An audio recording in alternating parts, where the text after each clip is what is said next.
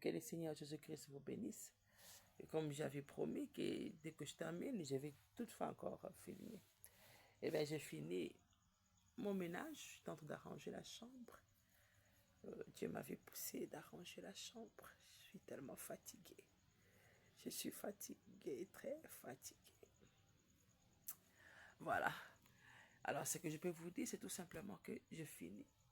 J'essaie de faire quelque chose. Vous savez, ma maison est encore, c'est encore un chantier. J'y vis comme ça.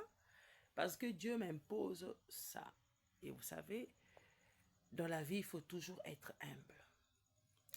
Il faut être humble. Vous savez, Dieu Jésus-Christ est né dans une bergerie.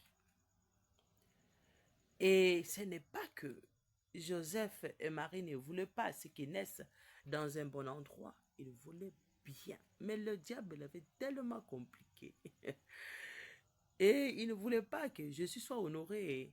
Parce qu'il savait bien que les Juifs, ils adorent un Dieu tout-puissant. Ils savaient bien que si Jésus ici vient dans ce monde comme un roi, comme un prince, l'enfant des princes est né dans un endroit merveilleux, entouré d'or, les Juifs croiront en lui, diront que oui, notre Dieu tout-puissant. S'il naissait avec un feu qui s'allume et ils peuvent voir les feux comme devant le mont Carmel, comme Élie avait invoqué le feu, ils croiront en lui. Alors, qu'est-ce que le diable avait fait? Il avait compliqué Marie et Joseph pour que Jésus naisse dans une bergerie, vraiment un endroit qui sent tellement mal. Oh, c'est court. Voilà. Alors, qu'est-ce que je peux faire? Je peux tout simplement dire aux chrétiens et à tout le monde, parce que Dieu et les chrétiens, notre spécialité, c'est que nous avons la vie éternelle. Nous avons le Saint-Esprit en nous. Nous avons l'amour divin qui pardonne. L'amour divin qui fait que nous sommes des attributs de Christ. Nous transmettons la vie. Alors, en dehors de chrétiens, il y a les païens. Dieu reste amour et nous aime, nous tous. Alors, tu ne peux pas vivre en dehors de la vie que Dieu t'a accordée ou te faire passer pour quelqu'un d'autre. Si nous sommes sur les réseaux sociaux, nous devons nous filmer. Nous ne pouvons pas aller seulement dans des endroits qui ne nous appartiennent pas, qui paraissent bien amènes. Oh, je vais aller chez mon ami, ils ont une belle maison, je vais me filmer là-bas. Ça, à moins que tu vas là-bas pour la rendre visite, on t'a invité, tu en profites. Mais c'est juste avec une pensée telle que chez nous, nous sommes encore des pauvres. L'autre fois, je dis, pendant que je faisais la promotion de mon album, je dis tourner des vidéos dans un endroit. Chez moi, je n'avais pas vraiment de fleurs, amen. Je n'avais pas de fleurs, je voulais vraiment un endroit qui avait vraiment des fleurs. Je voulais cet aspect-là, vraiment des fleurs. Alors, j'allais dans un endroit qui n'avait même pas encore fini. C'était un chantier, amen. C'était un chantier et je voulais vraiment me retrouver sous cet arbre-là, entouré de fleurs, et je faisais mes vidéos là-bas. Vous voyez. Alors, ce que je peux vous dire, c'est tout simplement, ne cherchez pas à devenir roi pendant que Dieu vous a encore mis dans la forêt comme le roi David pour voir si vous serez réellement fidèle quand il va vous bénir, vous voyez. Ne cherchez pas aussi à ce que vous êtes roi, que vous paraissez misérablement, à moins que vous êtes sous une malédiction et soit sali. Hein? À moins que vous êtes sous une malédiction où Dieu vous a mis sur un champ de bataille, de service quelconque. Par exemple, je peux prendre l'exemple de Pasteur Barouti. Il quittait les États-Unis jusqu'en Bandaka, jusqu'à la forêt équatoriale. Il ne pouvait que vivre comme le pygmée là-bas, manger comme le pygmée. Ça ne veut pas dire que non, il sabotait sa richesse. Le mal est qu'il y a des gens, il est riche, il veut vivre dans la médiocrité, dans le sabotage, je ne sais pas avec quelle pensée il est fait. Je suis tout simplement servante de Dieu, que Dieu inspire les mauvais comportements des gens de la Odyssée qui est tellement malade, qui vraiment tourmente les vies de ceux qui vivent la parole de Dieu, au point où on ne sait plus si ce monde est vraiment euh, dans quel état. Je sais, ça me dérange. Vraiment, les mentalités des gens de cet âge, vraiment de la faim, c'est pénible, c'est très maladroit. Alors, c'est ça, ce que Dieu fait avec moi. Je suis dans ma chambre, je peux aller jusque dans mon salon. Vous allez voir que mon salon est vraiment très bien. Ça, c'est ma chambre. Je sors de ma chambre à coucher. Vraiment. Elle est tellement pleine. Il y a des habits de mon mari, des chaussures. Si je filme et tout ça, vous allez penser que je suis en train de lui faire remarquer qu'il a beaucoup de choses. Mais il y a tellement beaucoup de choses. Moi, ici, je n'ai pas assez. Je n'ai qu'un que ce sac ici. Oui, à mes habits, mes autres habits, je le mets dans l'autre chambre. Parce que, vous voyez, je ne peux que dire la vérité. Hein? Je ne peux que dire la vérité. Alors, ne cherchez pas à imiter les vies des gens. Parce que moi, je n'ai pas voulu imiter quelqu'un. J'ai voulu tout simplement obéir à Dieu. Montrer parce que, même si ma maison n'a pas encore bien fini, on voit dans quel état je suis. Je ne me gêne pas. Je filme, c'est pour la gloire de Dieu. Ouais, je suis dans ma maison, je ne suis pas quelqu'un d'autre. Oh, elle nous filme, je ne sais pas chez qui. Elle veut tourmenter des gens qui pensent que en faisant cela, ils vont détruire les vies des gens. Non, je suis chez moi, ça c'est ma cuisine. Les gens entrent dans ma cuisine. Je suis en train de fouiller le poisson là-bas. Vous voyez, ici chez moi, là. Je suis chez moi. Ici c'est l'évier, je suis chez moi, je ne suis pas ailleurs, ma maison n'a pas encore. Oui, faire l'autre fois, mais cette pièce ici, je l'ai utilisée l'autre fois comme même la chambre de mes enfants. Mais, et ici, je suis dans mon salon. Vous allez voir que ici, c'est différent. Ici, ici c'est bien. Mais, je suis en train de parler, pas de là. Je suis en train d'aujourd'hui, Dieu m'a amené à parler d'ici, où ça n'a pas encore pris fin, vous voyez. Vous voyez. Alors, je suis ici. C'est pour vous dire tout simplement, abandonnez l'orgueil. Les réseaux sociaux détruisent beaucoup de gens. Ça nous fait souffrir et nous tous, même moi qui vous parle ici. Il y a des gens qui se font des photos. Ça, c'est Dieu qui m'inspire. Hein? Il me fait savoir ça. Il y a des gens qui se font des photos dans des maisons d'autrui et qui détruisent les vies des gens. Il y a des gens qui font des vidéos qui paraissent tellement de riches et qui contactent des mariages avec des filles d'autrui, soit salées, et qui détruisent leur vie. Et on ne sait plus ce qui se passe sur les réseaux sociaux. Ici, c'est chez moi. Je ne mens pas. Alors, si quelqu'un se fait passer pour quelqu'un d'autre, avec l'aspect, je ne sais pas, d'une richesse qui n'est pas prouvée, essayez toujours d'être réel. Essayez de toute votre force d'être réel.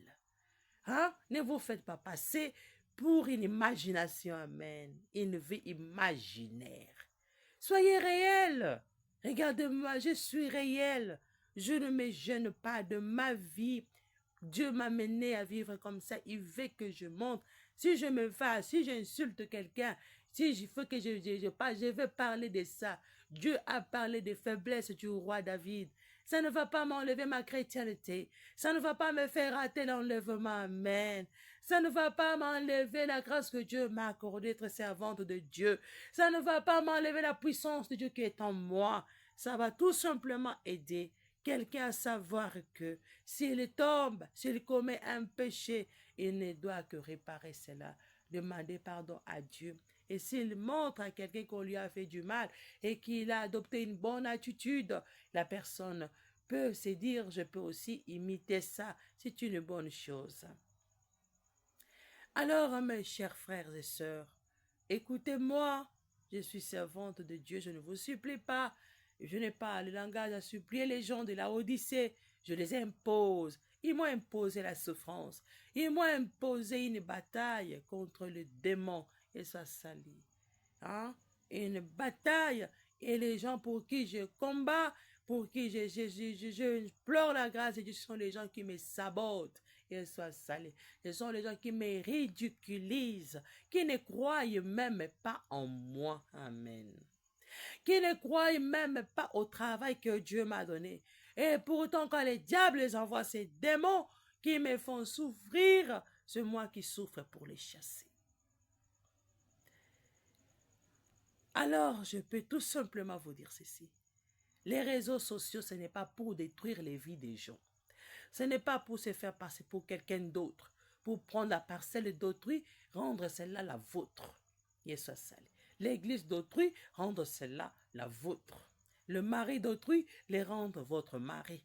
La femme d'autrui, la rendre votre femme. Les pages d'autrui, les rendre vos pages. Ça, c'est très mauvais. C'est très méchant, non?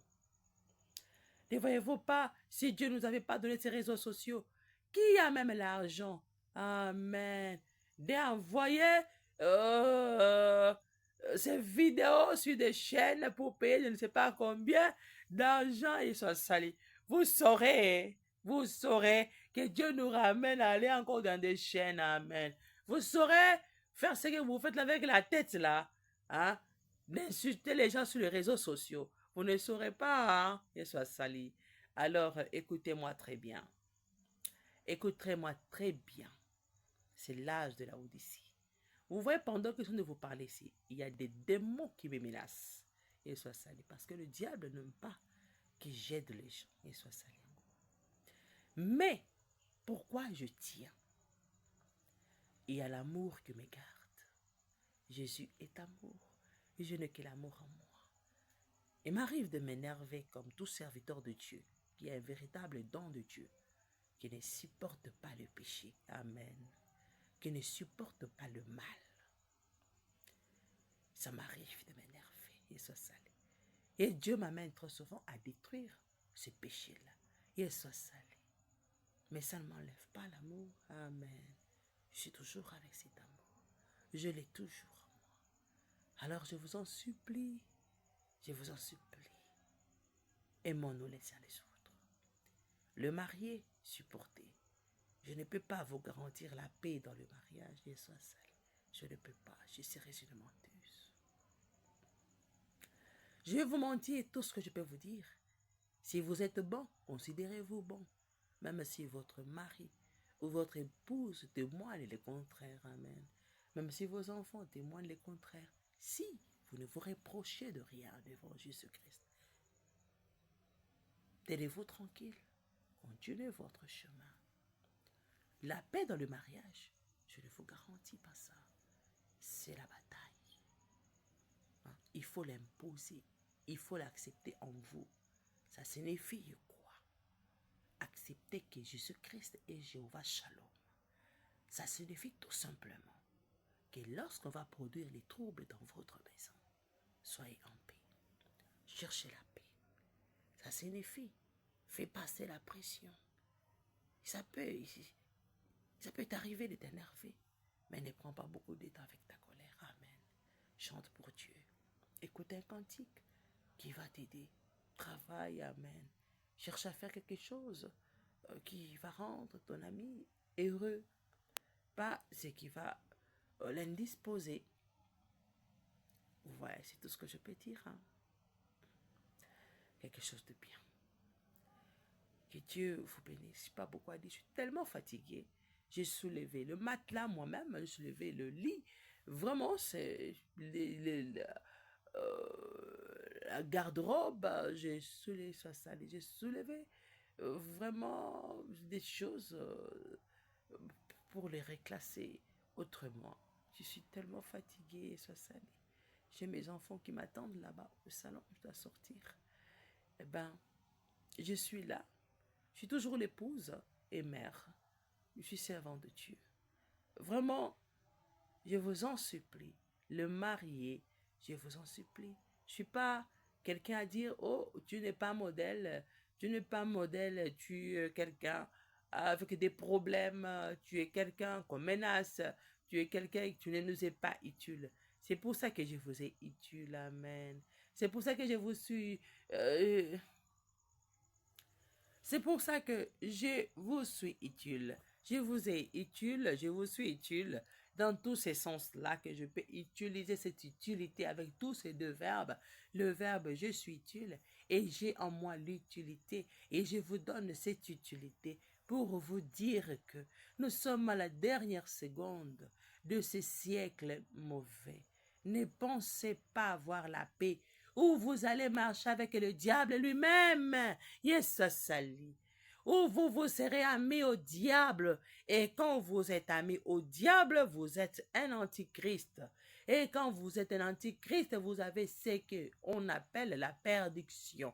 Cette perdition est dans l'âme. Ça va se manifester. Après quelque temps, vous allez perdre la raison. Amen. Et ça, alors tout ce que je peux vous dire, battez-vous. Battez-vous, ce n'est pas haïr les gens, ce n'est pas ridiculiser les gens. Battez-vous, c'est tout simplement aimons-nous les uns les autres. Parce que la force du diable, c'est la haine. Il fait tout pour détruire avec la haine, avec l'égoïsme. Amen. Et ça, c'est ça la force du diable pendant cette dernière seconde de la Odyssée. La haine, l'égoïsme. Et vous savez quoi d'autre? L'impolitesse, hein? L'arrogance, l'orgueil. Alors, zalaka yo. Nazana minga kolobate. Zalaka yo. Regardez vidéo nanga. Zalaka yo signifie comment je peux traduire, interpréter ça très facilement. Ça signifie tout simplement, sois toi, hein? Connais-toi toi-même, accepte-toi, hein? Donc c'est ça. Zala Kakayo, c'est en lingala. Vraiment, que le Seigneur Jésus-Christ vous bénisse. Je te finis. Que Dieu soit loué.